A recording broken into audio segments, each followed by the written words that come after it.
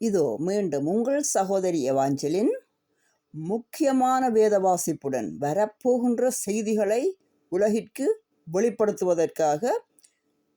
வெளிப்படுத்தின சுவிசேஷத்தை நான் உங்களுக்கு வாசிக்கிறேன். ஒவ்வொருத்தரும் எப்படியாக விசாரிப்பார்கள். கவனித்து பாருங்க, எங்களுடைய மக்கள் விசாரிக்கிறதிலே ஒன்று அறிகிறதுக்கு இவ்வளவோ கேள்விகளை கேட்டுக்கொண்டு ஒன்றை நுணுக்கமாக அறிவதற்கு இவ்வளவு முன் வருகிறவர்கள் ஏன் இதை விசாரிக்கக்கூடாது? இங்கே பார்க்கவும். அன்றியும் உள்ளும் புறமும் எழுதப்பட்டு 7 முத்திரைகளால் முத்திரிக்கப்பட்டிருந்த ஒரு புத்தக சுருளை சிங்காசனத்தின் மேல் வீற்றிருக்கிறவருடைய வலதுகரத்தில் கண்டேன். வலதுகரம் என்பது செயற்பாட்டிற்கு கொண்டு வரப்போவதற்காக நடந்து கொண்டிருக்கிற வெளிப்படுத்தின காரியம். புஸ்தகத்தை திறக்கவும் அதன் முத்திரைகளை உடைக்கவும் பாத்திரவான் யார் என்று மிகுந்த சத்தமிட்டு கூறுகிறது பலமுள்ள ஒரு தூதனையும் கண்டேன். இந்த முத்திரை 7 முத்திரை, அதாவது 7 காரியம் பூமியை நோக்கி வரப்போகிறது, வந்து கொண்டிருக்கிறது. இப்போ எத்தனையோ முத்திரைகள் உடைக்கப்பட்டு அதற்குரிய காரியங்கள் நடக்கப்பட்டதை நீங்கள் செய்திகளிலும் சரித்திரங்களிலும் படிக்கலாம். என்னென்ன நடந்தது என்பதை நாங்கள் இங்கு முடிந்தவரை நான் உங்களுக்கு சுருக்கமாகவும் வெளிப்படுத்தலாகவும் வாசித்து தருகிறேன். ஒருவனும் அந்த புத்தகத்தை திறக்கவும் வாசிக்கவும் அதை படிக்கவும் பாத்திரவனாக காணப்படாததினால் நான் மிகவும் அழுதேன். இது எழுதினவர் தீர்க்கதரிசி யோவான். உங்களுக்கு இப்போ தெரியும் யார் இந்த முத்திரையை உடைக்க போகிறது என்று சொல்லி. எங்களுடைய பரமபிதா தேவதூதர் தளபதியும் அவருடைய தூதர்களும் தான். இதோ பார்க்கவும், ஒன்று சிவப்பால் அடையாளம் போட்டிருக்கிறேன். முதலாவது முத்திரை உடைக்கப்பட போகிறது. ஆட்டுக்குட்டியானவர் முத்திரைகளில் ஒன்றை உடைக்க கண்டேன். காரியமாக வேணும். ஏனென்றால் உலகம் இப்படியே உருண்டு கொண்டிருக்கிறது. மக்கள் பிறப்பதும், தேசங்கள், நாடுகள், மக்கள் கொத்து கொத்தாக அழிவதும், பேந்து கடவுள் இல்லை என்றால், கடவுள் இருந்தால் நாங்களே இப்படி அழிகிறோம் என்று கேட்பதும், கடவுள் நிந்தனை எல்லாம் செய்து கொண்டு மக்களும் நிந்திக்கப்பட்டு உறவுகளுக்கு துரோகங்கள் செய்து மாண்டு கொண்டே இருக்கிறார்கள். இது தேவையா? இது இப்போ நிறுத்தப்பட வேணும். நிறுத்தப்படுவதற்கான காரணம் இருக்கும் போது நாங்களாகிய மக்களாகிய நாங்கள் எங்கே நாங்கள் இனத்தை பெருக்கலாம், எங்கே நாங்கள் இன்னும் இந்த பூமியை நாங்கள் வளர்த்து விடலாம் என்று போகிற ஓட்டம் இருக்குது. அது வீண் விரயம் என்பதை திட்டம் தெளிவாக நான் வெளிப்படுத்துகிறேன். அது வேதத்தில் பரமபிதா இயேசு கிறிஸ்துவினுடைய அதிகாரம், முழு அதிகாரத்தில் எந்த சுவாமிகளை கொண்டு வந்து நிறுத்தினாலும் நடந்து கொண்டிருக்கிற பிரளயம் தேவதூதர் ஆட்சிகளால் நடந்து கொண்டிருக்கிறது. இதை வடிவாக கவனிக்கவும். அவர் 2ஆம் முத்திரை உடைத்த போது 2ஆம் ஜீவனானது நீ வந்து பார் என்று சொல்ல கேட்டேன். அது ஒரு சேராபீன் என்று சொல்லப்படுகிற ஒரு அதிகாரபூர்வம் உள்ள தேவர் லோகத்தில் அதிகாரம் கொண்ட ஒரு பறவை. அதாவது பறவை என்று சொல்லப்படுகிறது தேவதூதன், செயற்பாட்டுக்குரிய ஒரு அடையாளம். இப்போ விளங்குதா மக்களே? இப்போ ஒரு சாமி இருக்கிறார், முருகன் என்று சொல்வார். அவருக்கு வந்து மயில் என்றும் வாகனத்தில் அவர் பறந்தார் என்று சொன்னால், எங்கே நிற்கும் மயில்? எங்கே நிற்குது? மயிலில் மனுஷன் இருக்க முடியுமா? அது ஒரு சின்னட்டி பறவை.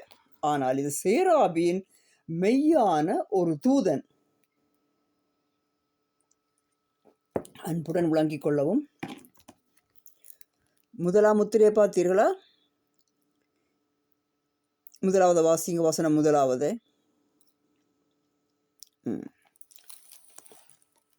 அடுத்து 2வது வாசிச்சாச்சு. மூன்றாவதையும் வாசிப்போம். அவர் 3ஆம் முத்திரையை உடைத்த போது 3ஆம் தூதனானது நீ வந்து பார் என்று சொல்ல கேட்டேன். நான் பார்த்த போது இதோ ஒரு ஒரு ஒரு ஒரு கருப்பு குதிரையை கண்டேன். அதன் மேல் ஏறி இருந்தவன் ஒரு தராசை தன் கையிலே பிடித்திருந்தான். இப்போ புரியுதா மக்களே? கடவுளே, கர்த்தருக்கு ஸ்தோத்திரம். கருப்பு குதிரை என்பது அங்கே கொடுக்கப்பட்ட அடையாளமாகவே இருக்கிறது. அங்கே ஒரு குதிரை ஒன்று பாய்கிறது அல்ல. இங்கே வடிவாக கவனிக்க வேண்டும். வறுமை, தராசை தன் கையிலே பிடித்திருந்தான். வறுமை பூமியை நோக்கி வந்து கொண்டிருக்கிறது. அதெல்லாம் இந்த பூமி அனுபவித்தது தான். அவர் 4ஆம் முத்திரையை உடைத்த போது 4ஆம் ஜீவனானது, அதாவது ஜீவன்ன்றது அந்த சேராபின் என்று சொல்லப்பட்ட ஒரு ஒரு ஒரு ஒரு தூதன், ஒரு தேவ தூதர்களோடு சம்பந்தப்பட்ட காரியம் இது. இந்த தூதர்கள் தான் இதை செய்கிறார்கள். தூதர்களை ஆண்டவர் அனுப்பும் போது பூமிக்கு ஏன் வறுமையை அனுப்ப வேண்டும்? திரும்ப உங்களுக்கு சொன்னான், இந்த உலகமானது ஒரு விதமான புற்றுநோயோடு போய்கொண்டிருப்பதால் எப்படி ஷேமோ கொடுப்பார்கள். இந்த ஷேமோ கொடுக்கப்படும் போது வடிவாக கவனிக்க வேண்டும்.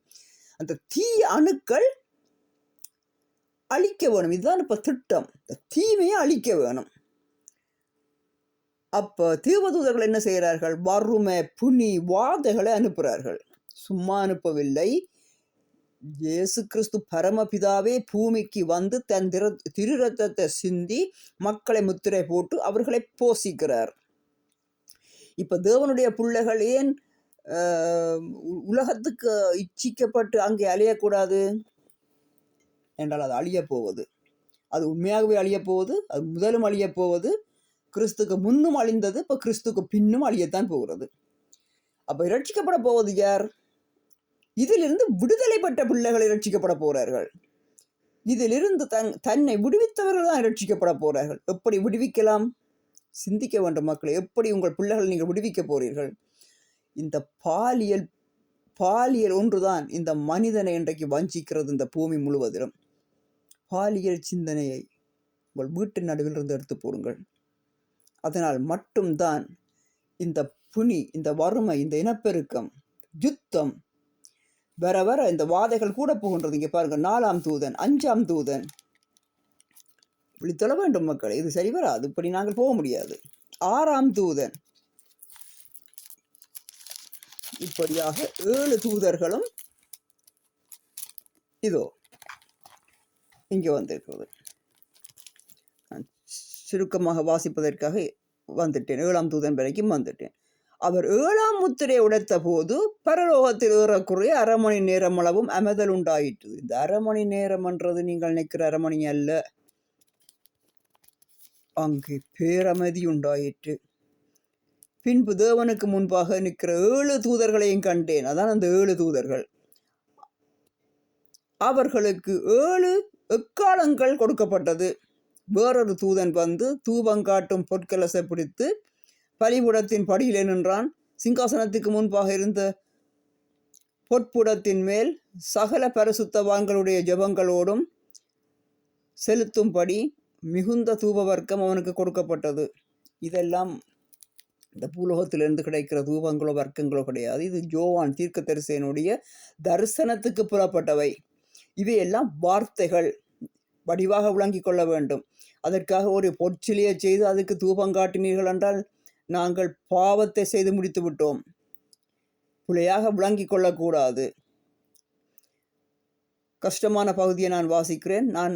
நான் சேர்ந்து வாசித்து விளங்கப்படுத்தித்தான் நான் இதை உங்களுக்கு சொல்லுகிறேன்.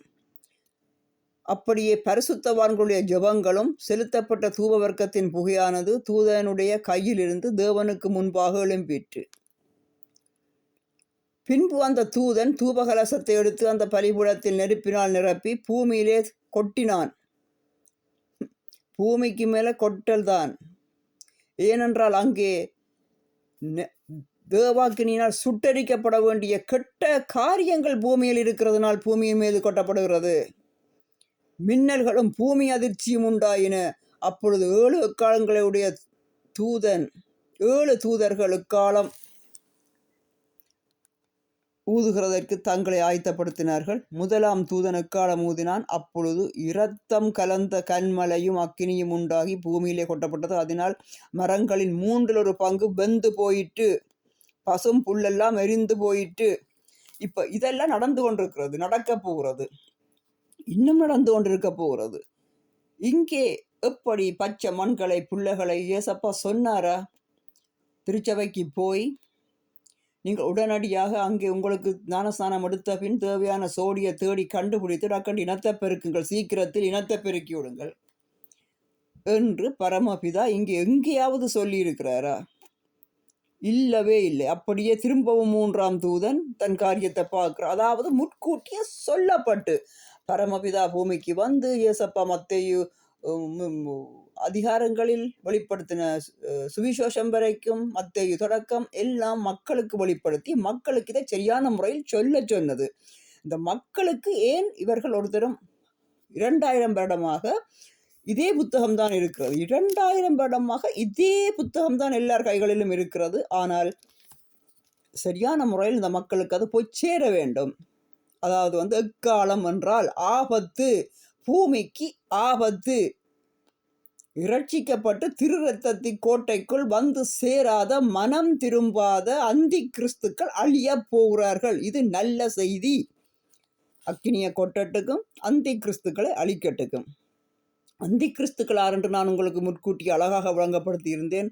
அந்த என்ன அழகாக விளங்கப்படுத்துறது, ரொம்ப வேதனையோடு விளங்கப்படுத்தி இருந்தேன். நரபலிகள் இன்றைக்கு பூமியிலே பிறந்து உயிரோடு இருக்கிற பிள்ளைகளிலும் நரபலி கொடுக்கப்பட்ட பிள்ளைகளின் எண்ணிக்கை அதிகமாக இருக்கிறது. இப்போ விளங்கிட்டு தான் உங்களுக்கு தேவையா, பிள்ளைகளுக்கு அது தேவையா? பிள்ளைகள் கேட்டார்களா தாங்கள் இந்த பூமிக்கு வந்து ஒன்று நரபலி, இல்லை என்றால் சும்மாவே பலிதான், ஒவ்வொரு நாளும் பலிதான்.